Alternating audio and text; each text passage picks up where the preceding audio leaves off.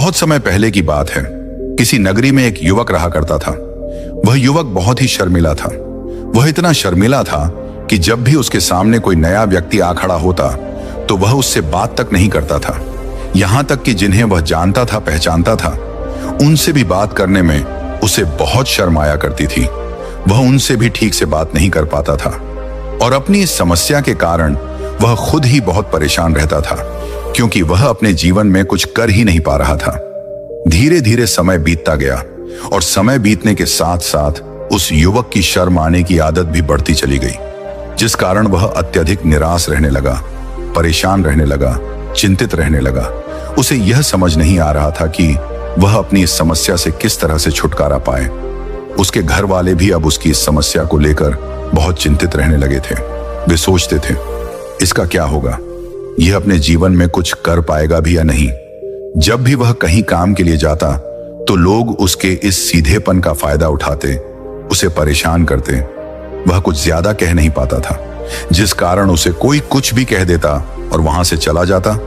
इन्हीं सब कारणों की वजह से उसका मन कहीं भी किसी भी काम में नहीं लगता। वह हर काम को कुछ ही दोनों में छोड़ दिया करता। उसके मन में बहुत कुछ चल रहा था। उसके मन में विचारों के तूफान उठ रहे थे। वह सबसे बहुत कुछ कहना चाहता था, लेकिन अपनी इस आदत के कारण वह किसी से कुछ नहीं कह पा रहा था। वह अंदर ही अंदर घुटता जा रहा था। सारे विचार, सारी बातें उसके मन में ही दबी पड़ी थी, लेकिन कभी भी वह किसी से भी अपने मन की बात नहीं बताता था। जब छोटा सा बच्चा था तब उसे लोग बहुत पसंद करते थे। उसकी इस आदत को भी लोग सराहते थे, लेकिन इसी आदत की वजह से जब वह बड़ा हो गया, युवा हो गया, तो इसी आदत के कारण उसे अपना जीवन जीने में भी अत्यधिक परेशानियां उठानी पड़ रही थी। और वह युवक भी अपनी इस गलती के कारण बहुत परेशान रहता। अपनी इस आदत से छुटकारा पाना चाहता था। वह चाहता था कि वह लोगों से अपने मन की बात खुलकर कह पाए। वह जो कुछ करना चाहता है, जो कुछ कहना चाहता है, वह सबसे वह खुलकर कह सके, कर सके। लेकिन जब भी कोई दूसरा उसके सामने आता तो उसकी जुबान मानो खुलती ही नहीं। यहां तक कि वह अपने माता पिता के सामने भी ठीक से बात नहीं कर पाता था। केवल उसके कुछ मित्र ही थे जिनसे वह अपने मन की बात कह पाता था। जब भी वह किसी बात का जवाब देता तो लोग उसकी हंसी उड़ाते, उसका मजाक बनाते। लोग कहते कि आज तो तेरे मुंह में भी जबान आ गई है। यह समस्या दिन ब दिन बढ़ती चली जा रही थी और इस समस्या के कारण अब उसके पिता भी अत्यधिक चिंतित रहने लगे थे।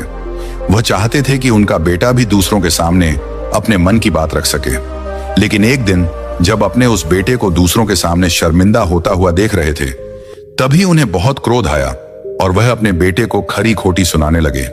उन्होंने उसे इतना डांट दिया कि वह युवा लड़का अत्यधिक क्रोधित हो गया और वह वहां से बिना कुछ कहे चला गया। शाम हो चुकी थी और अब तक उनका बेटा घर नहीं लौटा था। माता और पिता दोनों बड़े ही चिंतित थे। वे अपने बेटे को वापस घर पर देखना चाहते थे, लेकिन युवा लड़का तो भागते भागते पहाड़ की चोटी पर जा पहुंचा था। वह वहां से नीचे की ओर झांक रहा था और ईश्वर से कह रहा था, हे भगवान, आपने मुझे ऐसा क्यों बनाया? लोग मेरा मजाक उड़ाते हैं, लोग मेरी हंसी उड़ाते हैं। जब मैं इस दुनिया में अपने मन की बात रख ही नहीं सकता, मैं किसी से कुछ कह ही नहीं सकता, तो फिर मैं इस जीवन को जीकर क्या करूंगा? जब भी मैं किसी से कुछ कहने की कोशिश करता हूं तो लोग मेरा मजाक बनाते हैं, मेरी हंसी उड़ाते हैं। यहां तक कि वह मुझसे कुछ भी कहकर चले जाते हैं और मैं उनका जवाब नहीं दे पाता। ऐसा जीवन जीकर मुझे क्या मिलेगा? इसलिए मैं तेरे पास आ रहा हूं। इतना कहकर जैसे ही वह कूदने की तैयारी कर रहा था कि तभी पीछे से आवाज सुनाई पड़ी, बेटा, जान देना तो बहुत आसान है, लेकिन इस जान को तुम वापस नहीं पा सकोगे। जैसे ही यह आवाज उसके कानों में पड़ी, वह पीछे मुड़कर देखने लगा। उसने जैसे ही पीछे मुड़कर देखा, उसने पाया कि एक बौद्ध भिक्षु उसके पीछे खड़े हैं। उन्हें देखकर वह डर सा गया और अपने कदम पीछे खींच लिए और चुपचाप वहां पर खड़ा हो गया। अपनी आदत के कारण वह उनसे कुछ कह नहीं पा रहा था। तभी बौद्ध भिक्षु उस युवक से कहते हैं, बेटा, क्या बात है? आखिर तुम यहां पर क्या कर रहे हो और तुम अपने इस जीवन को क्यों समाप्त करना चाहते हो? यह अनमोल जीवन बहुत कम लोगों को नसीब होता है और तुम्हें यह जीवन व्यर्थ लगता है। इस पर वह युवक कहता है, नहीं नहीं, कुछ नहीं, मैं तो बस यहां पर खड़ा होकर देख रहा था। तभी बौद्ध भिक्षु उस युवक से कहते हैं, बेटा, मैं जानता हूं कि तुम यहां पर क्या करने आए थे। तुम मुझसे कुछ नहीं छुपा सकते, लेकिन मैं चाहता हूं कि तुम अपनी समस्या मुझे खुद बताओ, तभी मैं उसका समाधान तुम्हें बता पाऊंगा। यदि तुम चाहते हो कि कोई तुम्हारी मदद करे, तो उसके लिए पहले तुम्हें ही आगे बढ़ना होगा। यदि तुम चाहते हो कि मैं तुम्हारी समस्या का समाधान करूं, तो तुम्हें मुझे अपनी समस्या बतानी होगी, वरना मैं कुछ नहीं कर सकूंगा।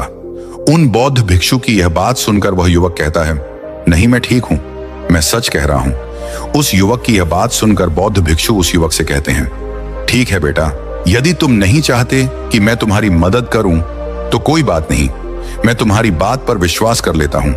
लेकिन तुम्हें भी मेरी एक बात पर विश्वास करना चाहिए कि मैं तुम्हारी मदद के लिए ही यहां पर आया हूं। तुम चाहो तो तुम अपनी समस्या मुझे बता सकते हो, और मैं तुम्हारी इस समस्या का समाधान भी अवश्य करूंगा। इसका जवाब देते हुए युवक उन बौद्ध भिक्षु से कहता है, नहीं नहीं, मैं ठीक हूं, आप जाइए।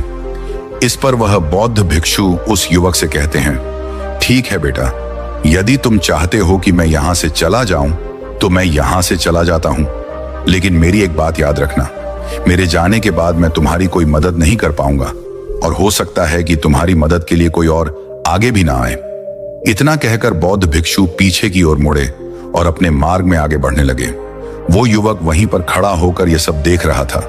जैसे ही वह कुछ दूर पहुंचे, तभी उस युवक ने जोर से आवाज लगाई, हे गुरुदेव, मेरी समस्या बहुत बड़ी है, क्या आप उसका समाधान कर सकेंगे? क्या आप मुझे उसका समाधान दे सकेंगे? यह सुनकर बौद्ध भिक्षु वहीं पर खड़े हो गए। पीछे मुड़कर उन्होंने उस युवक की बात का जवाब देते हुए कहा, बेटा, इस दुनिया में कोई भी ऐसी समस्या नहीं है जिसका कोई समाधान ना हो। यदि तुम मुझे अपनी समस्या बताओगे, तो मैं उसका समाधान अवश्य करूंगा। तभी वह युवक उन बौद्ध भिक्षु से अपनी समस्या बताते हुए कहता है, गुरुवर, मेरी एक बहुत बड़ी समस्या है कि मैं शर्मिला हूं, जिस कारण मैं किसी से कोई बात नहीं कर पाता। यहां तक कि मैं अपने मन की बात भी किसी को नहीं बता पाता। जब भी मैं किसी से बात करने की कोशिश करता हूं, तो लोग मेरा मजाक उड़ाते हैं, मेरी हंसी उड़ाते हैं। जब भी मुझे कोई खरी खोटी सुनाता है, उल्टी सीधी बातें करता है, तो मैं उनका जवाब नहीं दे पाता। मैं लोगों की तरह चालाक बनना चाहता हूं, लोगों की तरह बातों का जवाब देना चाहता हूं, अपने मन की बात करना चाहता हूं। मैं इस दुनिया के साथ कदम से कदम मिलाकर आगे बढ़ना चाहता हूं। क्या इसका कोई समाधान है? उन भिक्षु ने उसे युवक की सारी बातें ध्यानपूर्वक सुनी और फिर जवाब देते हुए कहते हैं, बेटा, जरूरत से ज्यादा शर्मिला होना, इसका अर्थ यह है कि तुम्हारे अंदर कोई डर है जिसे तुम पहचान नहीं पा रहे हो, जिस कारण उसका समाधान करने में भी असमर्थ हो। शर्म करना अलग बात है और डरना अलग। जब हमारे भीतर डर होता है, तब हम कहीं भी किसी से भी कोई भी बात नहीं कर सकते। हमें चारों तरफ केवल डर ही नजर आता है और हम हर जगह से डरते ही रहते हैं, लेकिन इसे शर्माना नहीं कहते। शर्म तो बस एक हद तक तुम्हें चुप रख सकता है। फिर वह बौद्ध भिक्षु उस युवक से कहते, बेटा, तुम सबसे अधिक किससे शर्माते हो? युवक इसका जवाब देते हुए कहता है, गुरुवर, मुझे अपने पिता से बात करने में बहुत शर्म आती है। मैं उनके सामने कुछ बोल ही नहीं पाता। तभी वह बौद्ध भिक्षु उस युवक से कहते हैं, अच्छा, तो यह बताओ, जब तुम अपने पिता से बात कर रहे होते हो या फिर बात करने का प्रयास करते हो, तो तुम्हारे मन में कैसे ख्याल आते हैं? युवक इसका जवाब देते हुए कहता है, गुरुवर, जब भी मैं अपने पिता से बात करने का प्रयास करता हूं, तो मुझे ऐसा लगता है कि मानो मेरे पिता अभी मुझे डांट देंगे, मुझ में पर क्रोध करेंगे, मुझसे या नाराज हो जाएंगे, और कहीं ना कहीं मुझे यह भी लगता है कि मैं कुछ गलत बात ही करूंगा। यहां तक कि मेरे मन में ऐसे भी ख्याल आते हैं कि शायद मेरे पिता मुझे प्यार ही नहीं करते। परंतु गुरुवर, आप कहते हैं कि शर्म अलग है और डरना अलग बात है, तो क्या कोई ऐसा उपाय है जिससे मुझे डर ही ना हो? क्या कोई ऐसा रास्ता है जिससे मेरे अंदर का यह डर पूरी तरह से समाप्त हो जाए? कृपा करके मुझे इस समस्या का समाधान बताइए। मुझे अपने इस डर से बाहर निकलना है। मुझे लोगों की तरह अपने इस जीवन को खुलकर जीना है। उस युवक की ये सारी बातें सुनकर बौद्ध भिक्षु उस युवक से कहते हैं, जाओ और अपने पिता से कहो कि मुझे कुछ काम करना है और उसके लिए मुझे आपसे कुछ धन चाहिए। यदि तुम उनसे धन मांगने में कामयाब हो गए, तो मैं तुम्हें तुम्हारी समस्या का समाधान अवश्य बताऊंगा। वह युवक काफी घबरा गया। उसने उन गुरुवर से कहा, हे गुरुवर, मुझे यह कार्य न दीजिए मैं उनसे कुछ नहीं कह पाता। उनके सामने तो मेरी बोलती तक बंद हो जाती है। मैं उनसे धन भला कैसे मांगूंगा?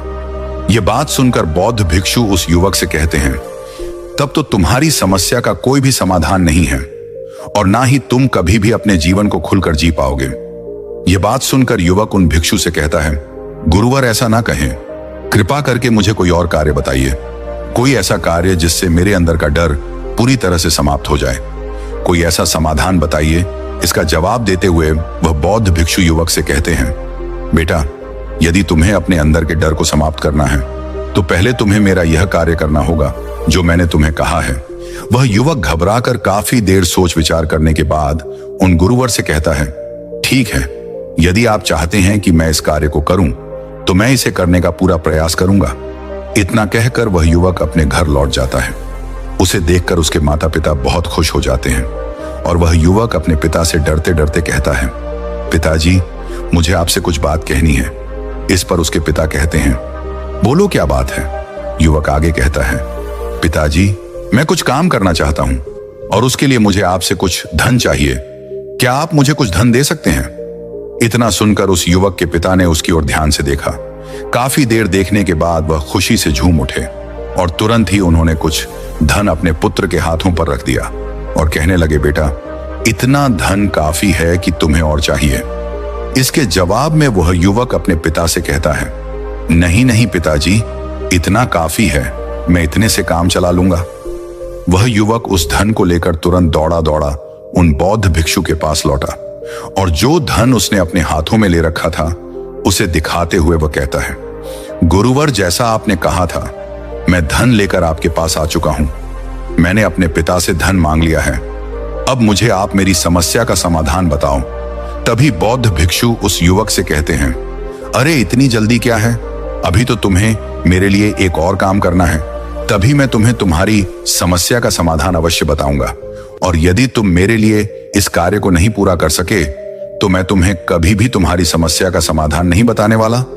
तभी वह युवक उन बौद्ध भिक्षु से कहता है, हे गुरुवर, अभी तो मैंने आपके लिए काम किया है, अभी आप मुझे एक और काम करने के लिए कह रहे हैं। तभी बौद्ध भिक्षु उस युवक से कहते हैं, हाँ, तुम्हें मेरे लिए एक और काम करना ही होगा।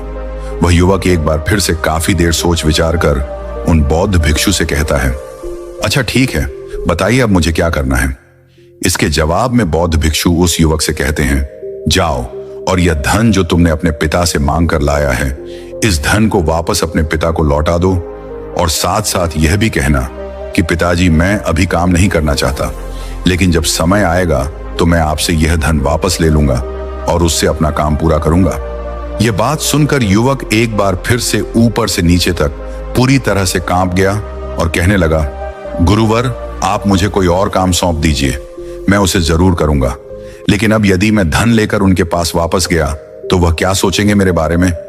मैं तो शर्मिंदा हो जाऊंगा उनके सामने, इसलिए गुरुवर कृपया करके मुझे कोई और काम दे दें। तभी बौद्ध भिक्षु उस युवक से कहते हैं, बेटा, जो काम मैंने तुम्हें सौंपा है तुम्हें उसी कार्य को पूरा करना होगा, अन्यथा तुम्हारी समस्या का समाधान मैं तुम्हें नहीं बताने वाला।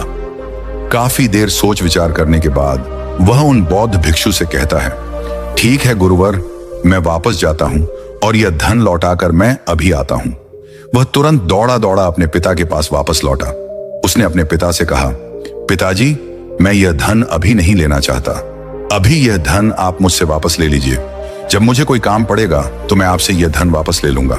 उसके पिता ने उस युवक की तरफ घूर घूर कर काफी देर तक देखा और फिर मुस्कुराते हुए कहने लगे, बेटा, मैं समझता हूं कि किसी भी काम को शुरू करने से पहले हमें उसके बारे में जानकारी इकट्ठा करनी चाहिए।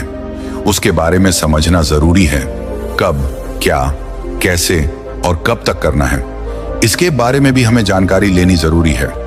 कोई भी काम ऐसे ही नहीं शुरू किया जा सकता, उसमें हम सफल होंगे या फिर नहीं, इसका भी अनुमान हमें लगाना पड़ता है। और जब हम इन सभी के बारे में सही जानकारी प्राप्त कर लेते हैं तभी हमें धन लगाना चाहिए।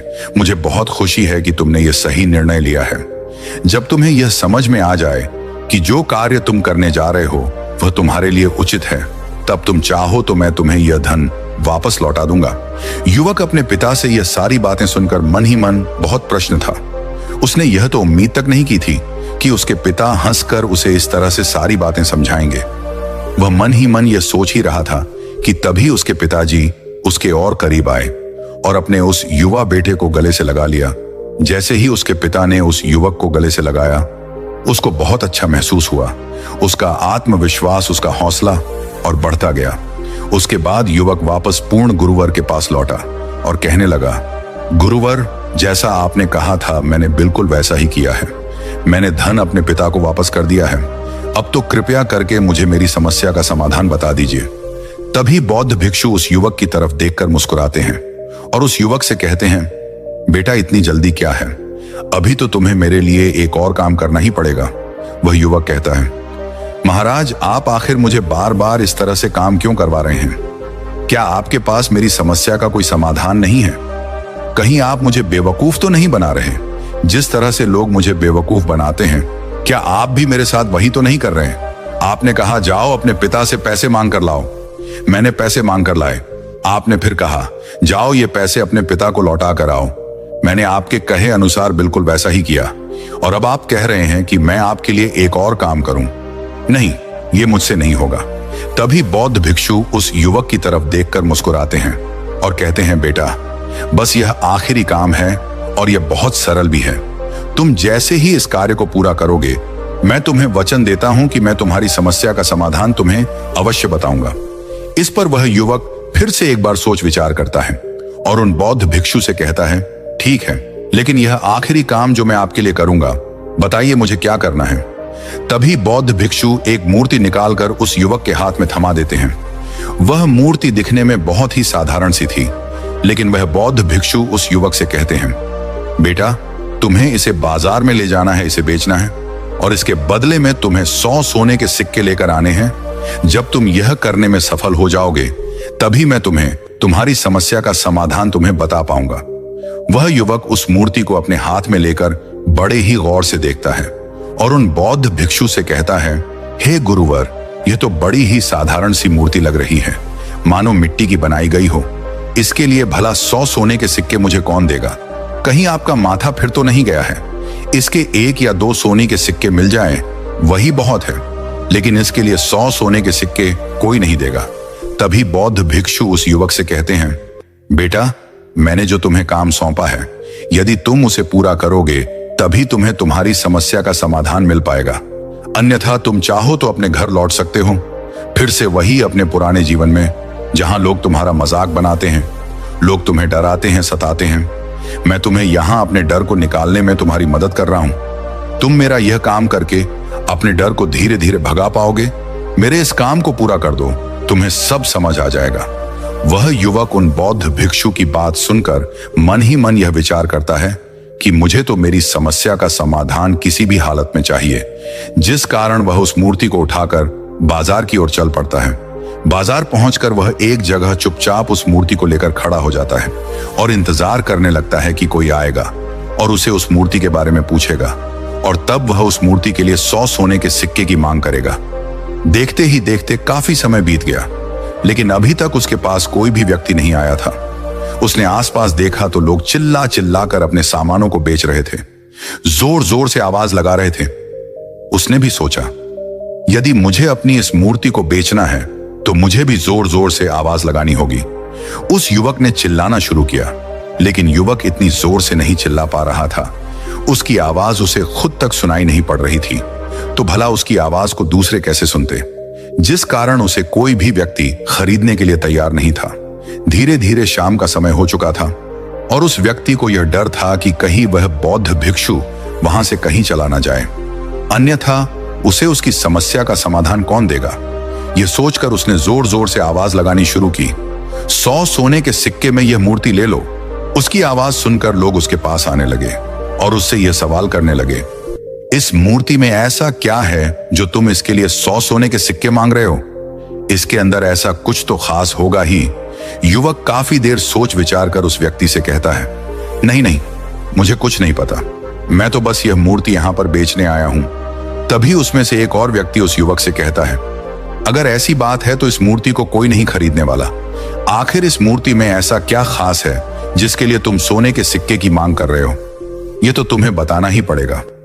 धीरे धीरे कई लोग उसके पास आए और सभी ने बस एक ही सवाल किया, आखिर इस मूर्ति में ऐसा क्या खास है, ऐसी क्या बात है जिसके लिए तुम 100 सोने की सिक्के की मांग कर रहे हो। उस युवक ने बातचीत की, उन्हें समझाने की कोशिश की, कई प्रयत्न किया, लेकिन कोई भी उस मूर्ति को 100 सोने के सिक्के देकर खरीदने के लिए तैयार नहीं था। वह निराश हो गया, उसे कुछ समझ नहीं आ रहा था कि वह क्या करे। तभी बाजार में उसने देखा कि कुछ लोग अपने सामानों की खासियत बता रहे हैं, उसे बेचने के लिए उसकी खास खास बातों के बारे में लोगों को समझा रहे हैं। यह देखकर उसने भी सोचा कि मुझे भी इस मूर्ति की कुछ खासियत लोगों को बतानी होगी। उसने फिर एक बार जोर जोर से आवाज लगानी शुरू की, समस्या का समाधान निकालने वाली मेरी गुरु की इकलौती मूर्ति, जो इस दुनिया में केवल एक ही है जिसके पास भी यह मूर्ति होगी, उसके घर में कोई समस्या नहीं होगी। यह मूर्ति उस समस्या का समाधान तुम्हें अवश्य बताएगी। यह सुनकर लोग उसके पास पहुंचने लगे और उसे यह सवाल करने लगे, क्या सच में यह मूर्ति जिसके पास होगी उसके पास कोई समस्या नहीं होगी? क्या सच में यह सभी समस्याओं का समाधान करती है? इसका जवाब देते हुए युवक कहता है, हाँ, सभी समस्याओं का समाधान कर देती है। यदि आप इस मूर्ति को ले जाते हैं, आपके घर में कोई भी समस्या होगी तो उसका समाधान यह आपको अवश्य बताएगी। चाहे कोई भी समस्या हो, कैसी भी समस्या हो, कैसी भी परिस्थिति हो, आपको इसका समाधान अवश्य मिलेगा। इतना सुनने के बाद अब वही एक मूर्ति सबको चाहिए थी। उस मूर्ति के दम लगाने लगे। कोई उसे 200 सोने के सिक्के, तो कोई 400, कोई 7, तो कोई 1000 सोने के सिक्के देने के लिए तैयार था। उस मूर्ति की कीमत लगातार बढ़ती जा रही थी। जैसे जैसे लोगों को पता चलता जा रहा था कि यह मूर्ति लोगों की समस्या का समाधान करती है, लोग उसे किसी भी कीमत पर खरीदने के लिए तैयार हो गए थे। अब वह युवक भी आत्मविश्वास के साथ और जोर से चिल्ला रहा था, लोगों को उस मूर्ति के बारे में समझा रहा था, बता रहा था। अब उसके मन में कोई डर नहीं था। वह लोगों को उस मूर्ति के बारे में पूरे आत्मविश्वास के साथ बिना घबराए उस मूर्ति की खासियत बताने में लगा हुआ था, जिस कारण लोग उस पर भरोसा कर रहे थे और वह भरोसा लोगों की नजरों में नजर भी आ रहा था। जैसे जैसे अंधेरा होता गया, लेकिन लोगों की भीड़ मानो कम होने का नाम ही नहीं ले रही थी। लोग उस मूर्ति को खरीदना चाहते थे। उस युवक ने जोर से आवाज लगाई कि मुझे क्षमा करें, यह मेरे गुरु की मूर्ति है और मैं इसे बेचना नहीं चाहता। इतना कहकर वह युवक उस मूर्ति को लेकर वापस खाली हाथ लौट आया और उन गुरुवर के पास पहुंचा और उन गुरुवर से कहने लगा, हे गुरुदेव, आपका बहुत बहुत धन्यवाद। इस मूर्ति ने मेरी समस्या का समाधान कर दिया। मुझे समझ में आ गया कि मेरी क्या समस्या थी। हालांकि मैं इसे बेचकर सोने के सिक्के तो आपके लिए नहीं ला पाया, लेकिन मुझे मेरी समस्या का समाधान अवश्य मिल गया। आपका बहुत बहुत धन्यवाद। इस बात को सुनकर बौद्ध भिक्षु उस युवक से कहते हैं, बेटा, मैंने तुम्हारी समस्या का समाधान नहीं किया है, तुमने तो खुद ही अपनी समस्या का समाधान किया। अपनी समस्या तुमने खुद ही सुलझाई है। तुम्हारे मन में हजारों सवाल थे। मैं यह करूंगा तो लोग क्या कहेंगे, मेरे बारे में क्या सोचेंगे। यदि मैं अपना मुंह खोलूंगा तो लोग मेरे पर हंसेंगे। यदि मैंने मुंह खोला तो मैं कुछ गलत ही करूंगा। ऐसे कई सारे विचार तुम्हारे मन में थे। ऐसे कई सारे डर तुमने अपने मन में पाल रखे थे। लेकिन जब इस मूर्ति के बेचने के दौरान तुमने उन हजारों लोगों का सामना किया, उनके सामने खुलकर अपनी बात रखी, उनके सामने खुलकर वह कहा जो तुम्हें कहना था, तो तुम्हारे मन का डर खुद ब खुद समाप्त हो गया। जिसे तुम शर्माना कहते थे, वो अपने आप ही तुम्हारे भीतर से कहीं गायब हो गया। युवक अपने गुरु की यह बात सुनकर अपने गुरुवर से कहता है, गुरुवर, आप सही कहते हैं। आपने आज मेरे मन में वो विश्वास जगा दिया है जिसे मैं अब अपने जीवन में कुछ भी हासिल कर सकता हूं। आपका बहुत बहुत धन्यवाद। दोस्तों, डर को धीरे धीरे खत्म करने से ना ही आपको शर्म आएगी और ना ही डर लगेगा। और जब आपके भीतर का डर हमेशा के लिए समाप्त हो जाएगा, तो आप अपने जीवन में जो भी कुछ करना चाहते हैं, जो भी कुछ पाना चाहते हैं, उसका रास्ता आपके लिए पूरी तरह से साफ हो जाएगा और आप अपने मार्ग पर तेजी से आगे की ओर बढ़ने में सक्षम भी हो जाएंगे।